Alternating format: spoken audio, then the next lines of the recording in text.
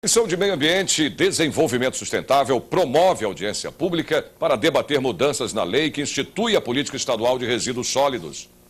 O diretor da Associação Brasileira de Cimento Portland, Mário Esper, foi o primeiro convidado a falar sobre experiências e projetos que já vêm sendo realizados com sucesso pelo país.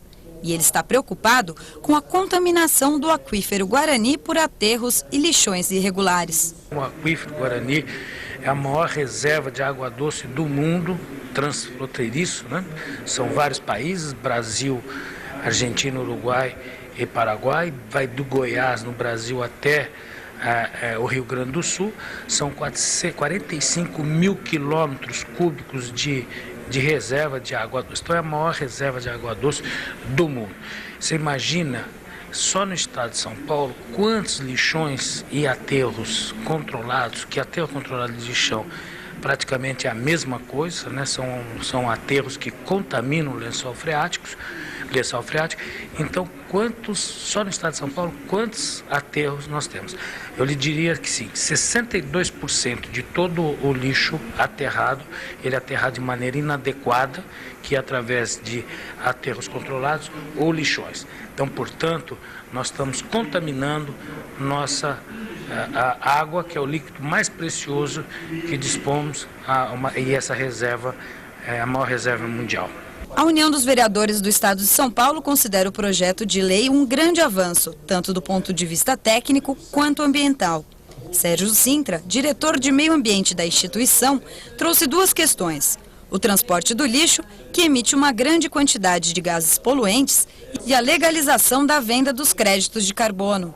O transporte que hoje está sendo utilizado no Brasil para transbordo de lixo é um absurdo do ponto de vista ambiental.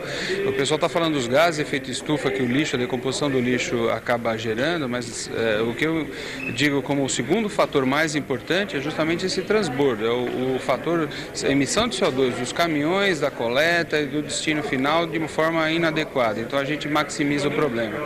Quando essa legislação estiver atuando e perfeita em pleno funcionamento, a tendência é que pequenos municípios façam consórcios entre eles, então você já tem um fator minimizado do transporte de longas distâncias, o custo do transporte fica menor e a emissão de CO2 desse transporte também fica menor. Aí você acaba viabilizando muito mais o projeto do que só o ponto gás e efeito estufa da decomposição em si. Então a gente vê esse projeto com muito bons olhos.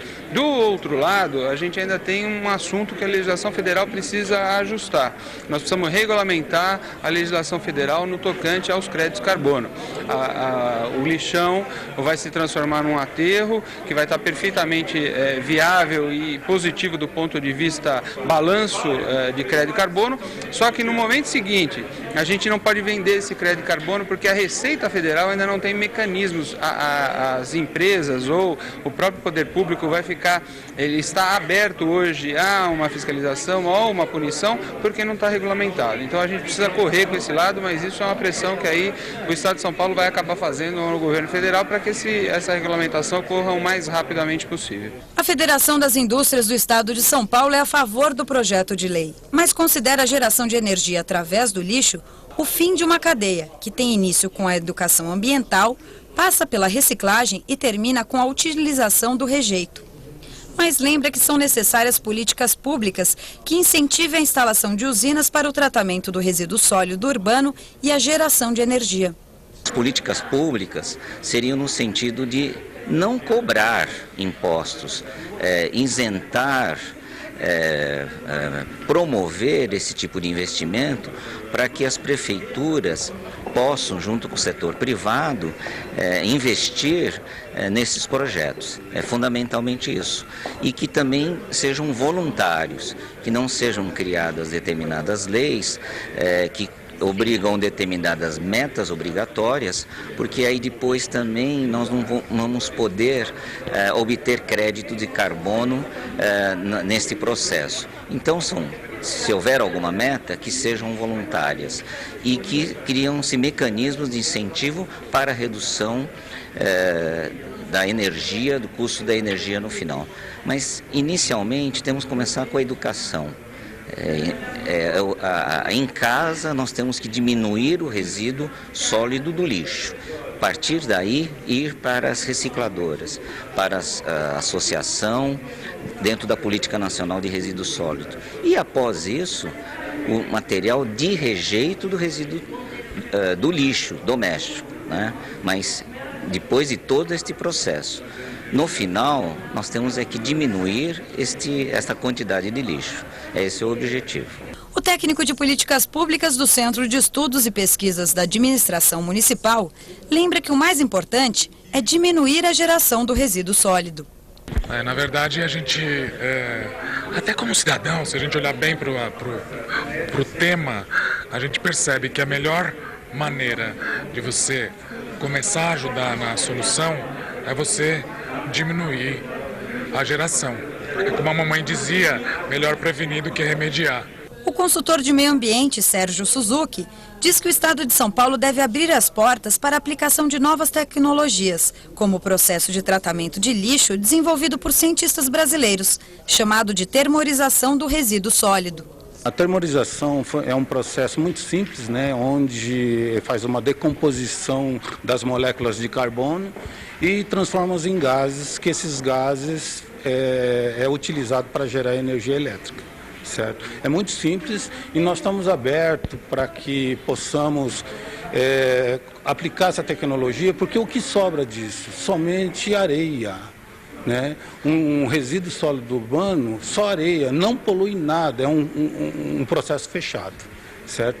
E com isso nós estamos aqui solicitando que tenha uma mudança na lei para que nós possamos inserir nesse processo, porque hoje toda e qualquer licitação municipais fala-se incineração, fala-se em decomposição, fala-se em aterro sanitário.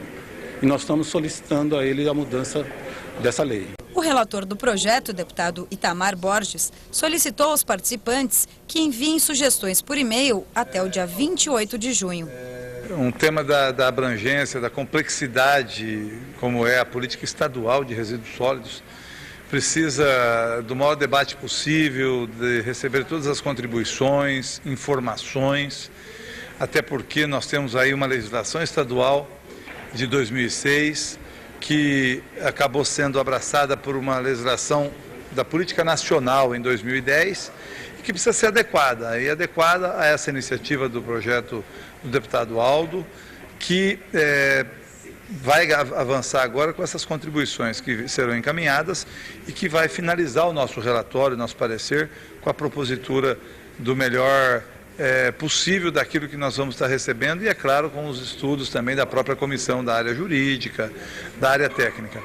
Com isso, nós vamos definir uma política estadual de resíduos sólidos que venha de encontro com o interesse dos municípios, com o interesse do meio ambiente e com a viabilidade da sua execução, seja na questão tanto da reciclagem, como de que forma, como ou não pode ser adotado e continuado os aterros sanitários, e a geração da energia. É viável? Com qual tecnologia? De que forma? Tudo isso passa por esse debate, por essa audiência pública, para podermos finalizar o nosso projeto.